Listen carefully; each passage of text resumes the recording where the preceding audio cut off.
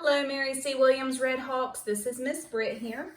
I wanted to teach you today how to add some detail to your simple sentences. I know that between Miss Caldwell and I, you have heard it multiple times. Please add some detail. Please make sure you answer the question completely. Please make sure you have capital letters. Please make sure you have punctuation. So today, although capital letters and punctuation are good, we're going to talk today about how to take a sentence like this one right here, the cookies were good, and turn it into something like this one. The hot, chewy chocolate chip cookies tasted like a dream come true.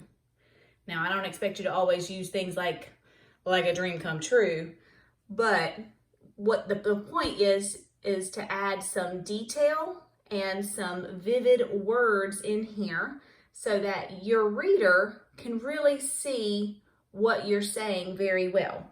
So the cookies were good. Great. Well, you didn't tell me what kind they were, but over here, we gave them a specific type. They become chocolate chip. Here we said they were good. Okay, they were good. But how awesome is it to hear that they tasted like a dream come true? Like a dream come true is something that you've been wanting and, dreaming for or wanting or desiring. So if it tastes like a dream come true, then it's something that you just absolutely adore. These are some extra words. Everybody loves fresh hot cookies. I could even add that. I could add the fresh hot chewy. Well, that might get to be a little too much, but the hot, chewy chocolate chip cookies tasted like a dream come true. So you told me that they're hot. We know they're not crunchy. We know that they're chewy. We know what type of cookie they are, and then we know that they must have tasted really good if they tasted like a dream come true. Let's take the apple was red and see what we could do to make this sentence better. So the apple was red. Okay, great. What do we like about apples? If it's me that's talking, I want my apple. So when I think about things in my apple, I want it to be crisp. I like when my apple has like a crunch to it a little bit. I want it to be crisp. I want it to be juicy. I like for when I bite into it, I like to have that full flavor of juice. I love when it is sweet. Right here with crisp, I could change this word to crunchy because I like it to be crisp or crunchy. I like my apples to be slightly chilled. I prefer for them to be a little bit chilly, like cold. So those are things that I like. Let me see if I can use some of those words to make my second sentence better. The crisp,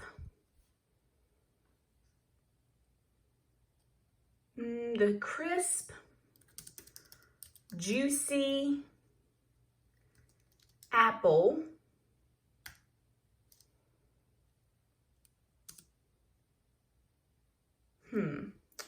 I want to use as many as possible. The crisp, juicy apple. The crisp, the chilled, crisp, red apple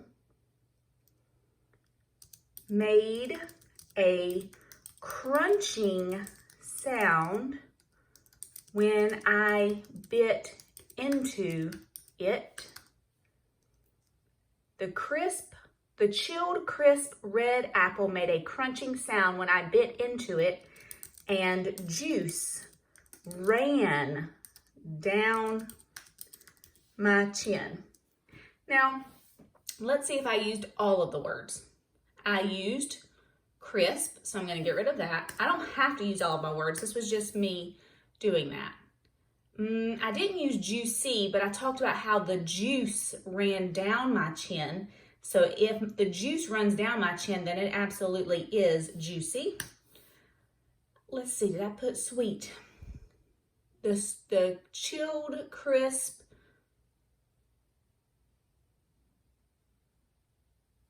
No, I didn't, but I would really like to use that. I did use chilled, so I'm going to get rid of that. So the only word that I really haven't used is sweet, and I want to add it. The chilled crisp, the chilled sweetened, the chilled crisp red apple was sweet. No. The chilled crisp. All right, so sometimes we can't use all of our words. So I don't want it to be too wordy, so I'm gonna leave it like it is. And now I'm gonna see, I had the apple was red. I kept the word the, that stayed the same. I did use the word apple. And I did use the word red. Everything else was something that I added to it to make it a better sentence. Now you can really see this apple in your mind. I put some words in there using the 5 senses. So the apple was red. Now it is the chilled. So whenever you bite something that has been chilled in the refrigerator, you can tell because the temperature is something that touches your skin and it's something that touches your tongue. So you can feel that. The crisp is something else that you can feel when you bite into it. Red is something that you see. It made a crunching sound. There's something that you hear when I bit into it, and juice ran down my chin. Something else that you can feel. So you're trying to take these simple sentences and turn them into something much better. Let's do the last one. I like to hike. I do like to hike, but I like to hike tall mountains in the autumn so I can see the wonderful views from the very tip top. Or a word that means the very tip top of a mountain, from the summit. So I can use that word. So I kept these words. I like to hike. I kept those, but I added to it. I like to hike tall mountains in the autumn, which is now the fall, in the autumn, so I can see the wonderful views from the summit. I like to hike tall mountains in the autumn, and I'm going to add a comma, so I can see the wonderful views from the summit, and this is very true. So I took these very simple sentences, I added some detail over here to make them what is called a complex sentence, and it has more detail. So we're going from a simple sentence without enough detail to a complex that has more detail. Your job is to talk about these sentences here, and I'm going to redo the numbering.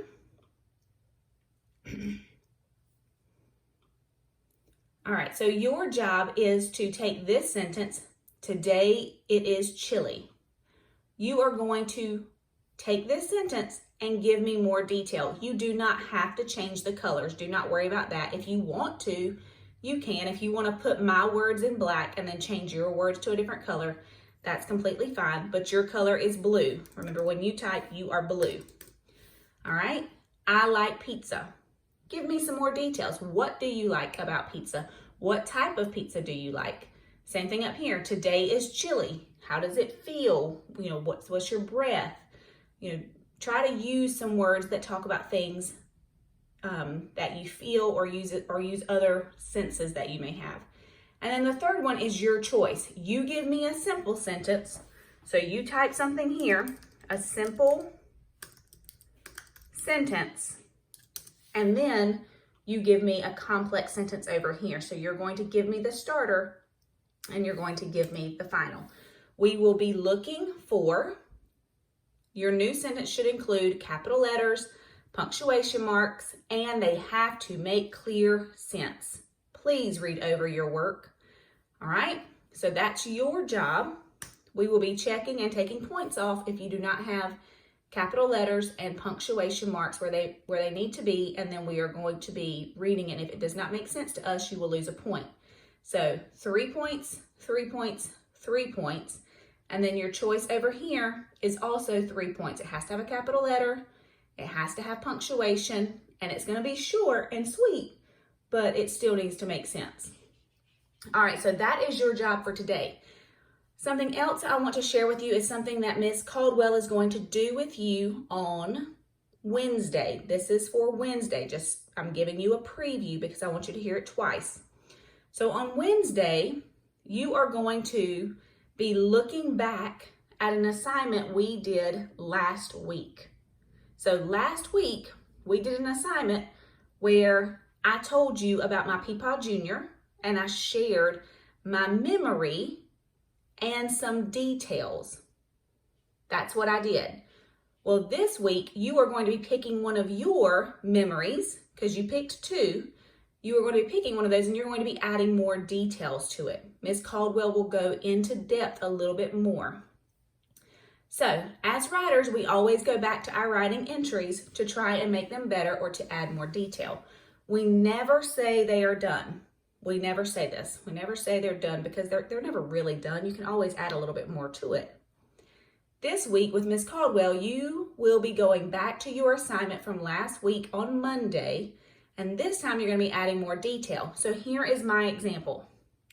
If you remember, everything that is in red was on your paper last week. I told you the person was my Peepaw Jr. The ritual or the memory was that we used to go fishing every Sunday after church. And then I gave you 3 details. We would grab our fishing poles and a can to collect worms in. We would go behind the building and dig for wet, wiggly worms. My granny would yell at me, "Andrea, make sure you take your church clothes off," because I had a bad habit of trying to go fishing in my Sunday dresses. And then what your job is going to be is to find more details to add. You are going to need 5 to 7 on this Wednesday. So you need to be thinking about the 2 memories that you wrote so that you can add some more detail to them. For me, these are the other details that I added. The first one was, my grandpa always walked in front of me with his fishing pole on his shoulder and the tackle box in his hand. So he always led the way and he was always in the front and he always had the tackle box and his fishing pole. My next one was, it was my job to carry the can of worms. I remember it used to sway back and forth and bump into my knee. So that was my job, but when I was carrying the bucket of worms, it used to always swing back and forth and hit me in the knee. My next one is, sometimes we would invite my Uncle Arnold or my daddy to join us. So sometimes we had fishing buddies. And then the last one is, one time, this is funny because this is true. One time I was singing as I was walking around the pond and I was not paying attention to the ground. So I ended up falling into the pond. I couldn't swim, so I panicked. I remember that day very well. And all I had to do was stand up. So it was pretty funny because my grandpa was like, "Andrea, just stand up. It's not very deep." And I stood up and it wasn't very deep. So anyway, this is what you're going to be doing Wednesday, but I want you to start thinking about those 2 memories that you shared with us, and you are going to be adding more detail to one of them, not both of them, one of them. That is going to be on Wednesday, but today you are going to be taking this sentence on the left and turning it into a better sentence over here on the right. Same thing right here. This sentence, turning it into something better over here. And then the last one is your choice. You're going to give me something, a starter, and then you are going to turn it into something better. All right, my friends, please message us if you have any questions, and I look forward to reading your writing.